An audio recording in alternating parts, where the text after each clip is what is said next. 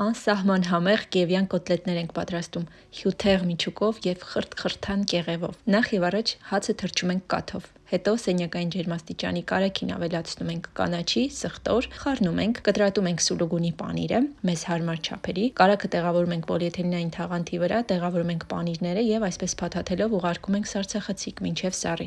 Վերցնում ենք հավի ազդրամիս և փափկամիս և աղում ենք։ Ինձ օգնության է գալիս իմ գորենի ապրանքանիշի գերհզոր մսաղացը։ Կոմպակտ չափերի շնորհիվ շատ քիչ տեղ է զբաղեցնում խոհանոցում ու իր գործը կատարում է իդեալական։ Ի դեպ, այս նույն մսաղացից կարող ես ունենալ հենց դու, եթե բաժանորդագրվես Գորենի Armenia Instagram-յան էջին եւ մեկնաբանություններում նշես ընկերոջդ։ Պայմանները շատ պարզ են, փորձիր հաջողությունդ, գուցե հենց դու ես հաջողակը։ Եվ այսպես, մեր պատրաստի խճողակը լավ խառնելուց հետո մի կողմ ենք դնում։ Կարագը հանում ենք սառցախցիկից, բաժանում ենք մեզ հարմար կտորների, խճողակից ափի չափ վերցնում ենք, գունդ ենք պատրաստում ու ձեռքի մեջ այսպես բացում ենք, ինչպես ցույց եմ տալիս։ Կարագի կտորը դնում ենք կենտրոնում եւ ամեն կերպ փորձում ենք այն թաքցնել եւ միաժամանակ կոտլետի տեսք ենք տալիս։ Կոտլետները ձևավորում ենք, հետո մեկ-մեկ թաթախում ենք նախ ձվային մասսայի մեջ, հետո տեղավորում ենք բաքսիմատի մեջ եւ այսպես վարում ենք ամբողջ կոտլետների հետ։ Դասավորում ենք սկուտեղի վրա եւ մնում է միայն տապակել։ Տապակում ենք առատ բուսայուղի մեջ, երկու կողմից կարմրեցնելով, մինչեւ այսպես անուշ կարմրելը ու մատուցում ենք։ Ես համոզված եմ, որ այս բաղադրատոմսով փորձելուց հետո ձեր խոհարարական վարկանիշը մի քանի անգամ ավելի կբարձրանա տանեցիների աչքին,